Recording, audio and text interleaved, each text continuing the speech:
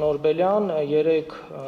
բավականին բուռն քննարկման առարկա դարձավ ձեր կողմից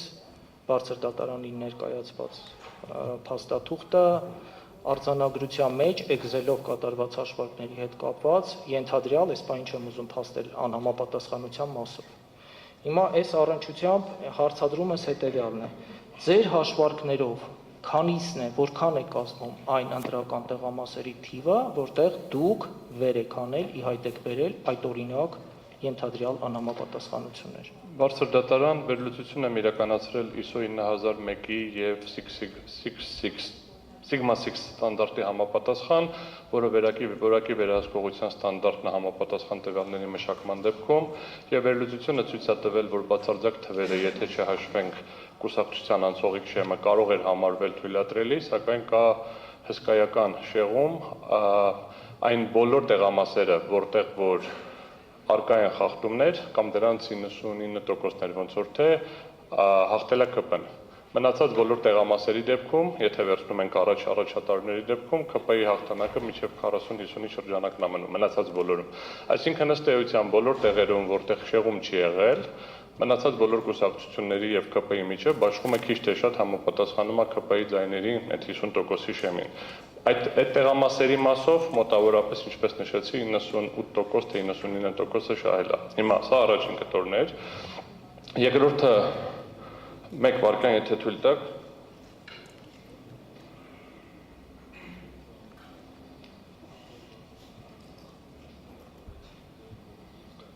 Ըստ էության եզրակացությունը եկել է, որ խախտումները այնպեսին են, որը հիմք է տալիս կասկածի տակ դնել ամբողջ գործընթացը զուտ այս շեղումների քանակի տեսակետից երկու կողմից, բացարձակ թվերը ինքնին խնդիր չէր լինի, եթե 4%-ի շեմը չլներ,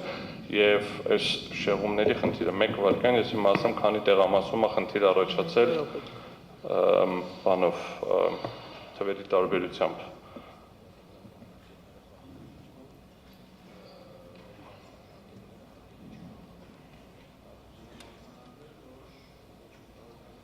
Ուրեմն 260, չէ, ներողություն, սա ընդհանուր թիվն է, 103 տեղամասում առաջացել է ավել քվեարկություն, 100 գումարած էլեկտրոնային եղանակով բանը, բաների էլեկտրոնային քվեարկությունն էլի 101, եւ հեսա պակասներ ձեզ ասեմ, քանիս է առաջացել։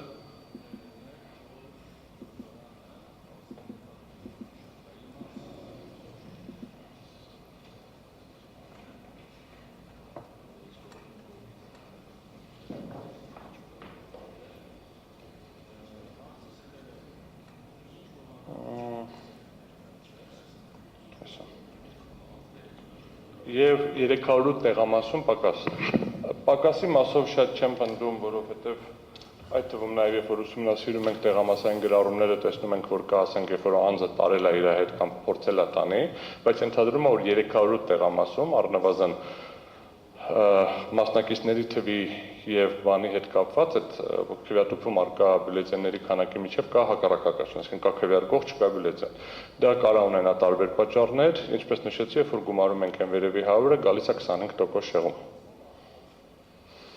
Շնորհակալություն։ 25-ը կարող մեկ վայրկյան 308 գումարած 420% շեղում, ներողություն։ Շնորհակալություն։ Հաջորդ հարցս հետևյալն է, պարոն Օրբելյան։ Ես բարձրատամյա հստակեցում, սա ես բերում եմ մենակ մի կետը, որովհետև կտրոնների բյուլետենների միջև էլ կա հակասություն, այսինքն ընդհանուր առմամբ մի քանի 3-4 պարամետրով թվերի միջև կա էական տարբերություններ։ Հաջորդ հարցս հետևյալն է։ Կրկին 12 կոտորակ 13 ընտրական տեղամասի հետ կապված քվեարկության արդյունքների անվավերության հարցի կոնտեքստում հարցին չենք անդրադառնում այս պահին։ Հարցը դիտարկում ենք 10 կոտորակ 51 եւ 35 կոտորակ 65-ի հետ կապված։ Այս տեղամասերում կենտրոնական ընտրական հանձնաժողովը սեփական նախաձեռնությամբ անվավեր է ճանաչել ընտրատարածքային ընտրական հանձնաժողովի համապատասխան որոշումները։ Նման պայմաններում, երբ կենտրոնական ընտրական հանձնաժողովի այս որոշումը վիճարկվել է վարչական դատարանում եւ արկա են վարչական դատարանի ակտեր, ըստ էության վերջնական դատական ակտեր։ Այսինքն ունենք երկու հանգամանք, դրանց համակցություն։ Մի դեպքում ԿՀ որոշումներ, որոնցով ընտրատարածքային հանձնաժողովների համապատասխան որոշումներն են անվավեր ճանաչվել, մյուս դեպքում վարչական դատարանի ակտեր, որոնք ըստ էության օրինական ուժի մեջ է մտածել։ Նման պայմաններում դուք Բարգավաճ Հայաստան դիմումի խնդրամասում ներկայացրել եք նաև իհարկե անվավերության խնդրանքել եք ներկայացրել, բայց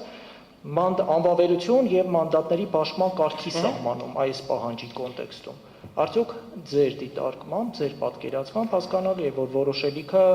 այսպես ասած, գնահատական տվողը վերջնական սահմանադրական դատարանն է։ Ձեր պատկերացմամբ նման պայմաններում մանդատների պաշտպանումն իրատեսական է։ Միանշանակ այո, բացատրեմ ինչի։ Բարձր դատարան ըստ էության մենք մեր դիմումում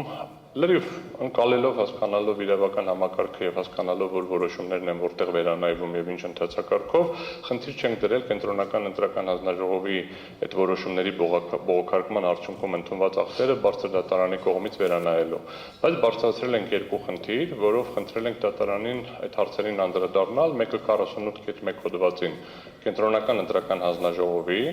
եւ դատարանի կողմից տված մեկնաբանությունն է, որը ֆունդամենտալ խնդիր ունի եւ եթե դատարանը կտա դրան սահմանադրաիրավական այլ մեկնաբանություն, ես առանցքային մի կետի վրա եմ ուզում ուշադրություն հրավիրել կենտրոնական ընտրական հանձնաժողովի կողմից իր նախաձեռնության բողոքի բացակայության դեպքում ընտրատարածքային հանձնաժողովի որոշման բացակայության դեպքում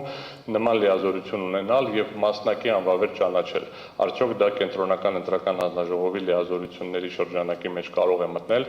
Սահմանադրական հիմքը նշել ենք 190 հոդվածը, ոնց որ ասում է, որ պետք է լինի հանձնաժողովների համակարգ եւ դրանց լիազորությունները եւ այլն սահմանված լինի օրենքով, արդյոք այդ օրենքի այդ մեկնաբանությունը, որը տրվել է հիմք ընդունելով դրա եւ օրինականության սկզբունքը իրավաչափ է, սա մի արգումենտ է եւ եթե բարձր դատարանը եկավ եզրահանգման, որ 48.1 հոդվածին տրվել է հակասահմանադրական մեկնաբանություն, դա սահմանադրական դրա բովանդակությունը բացահայտի, բարձի որ դեպքում պետք է կարողանա, ինչից է բխում այդ։ Ես ներողություն եմ խնդրում ընդհատելու համար, այսինքն առանց նորմա կոնտրոլ իրականացնելու, ձեր կողմից վիճարկվող դրույթների սահմանադրականությունը գնահատելու, սա թողնենք մի կողմ, առանց այս գործընթացի, հնարավոր համարում եք մանդատների պաշտպան։ Բարձր դատարան, եթե երկու եւ երկրորդն էլ վերաբերվում է այդ հաշվարկի կարգին, եթե երկու դրույթները անվավեր չճանաչվեն, ըստ էության առաջանալու անվավեր սխալացի։ Դրա իրականում անվավերության խնդիրն է մեկի դեպքում, մյուսի դեպքում սահմանադրաիրավական բովանդակության պարզումը, որտեղ չեմ կարծում ինքը անվավեր է, ուղղակի սահմանադրաիրավական բովանդակությունը պետք է լինի, դա չպարզելու դեպքում առաջանալու է մի հատ հետեւյալ իրավիճակը, որ կենտրոնական ընտրական հանձնաժողովը պարտավոր էր միանշանակ եւ ուներ հնարավորություն իրականացնել վերաքվեարկություն կոնկրետ տեղամասում, ինչը չի որոշել, բարձր դատարանը նման լիազորություն չունի վերադառնալ Միքայել հետ եւ պարտադրել վերաքվեարկություն, հետեւաբար միայն այս հիմքը բավարար է, որպեսզի անվավեր ճանաչվի ամբողջ Հայաստանի Հանրապետության տարածքում, հիմք ընդունելով, որ իշխանության առաջնային կրողի կամքը ըստ էության կենտրոնական ընտրական հանձնաժողովը պոտենցիալ չի պարզել, չեմ ասում խեղաթյուրել է, չեմ ասում գողացել է, դա Այսինքն առանց ձեր կողմից վարվող օրինադրույթների սահմանադրականության ստուգման նման գործընթացը անիրատեսական է այնուամենայնիվ համար։ Բարձր դատարան մեր դիմումում այլ հիմքեր Պարզ է։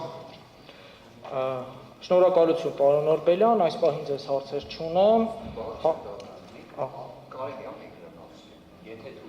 Հիմա չէ, մի վարքյան զուարաշ։ Նայեք, հետևյալն է խնդիրը, մենք ներկայացրել ենք պահանջը, մեր հիմնավորումները 3 կտորով են։ Առաջինը վերաբերվում է այդ ամբողջին եւ բարձր դատարանը կարող է նաեւ մեկնաբանել